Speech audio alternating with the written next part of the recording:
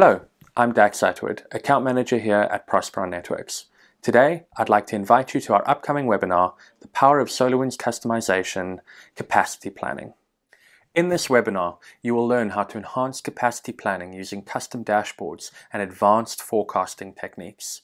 Learn how to go beyond the default capacity planning charts and metrics within SolarWinds to identify issues before reaching critical thresholds.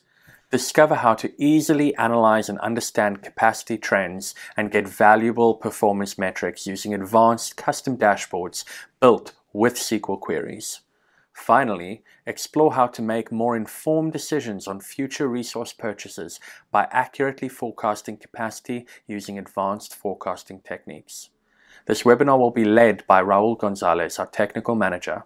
Raul will be showing you how to implement these dashboards and advanced techniques, including sharing the code and resources needed for you to implement them into your own SolarWinds platform.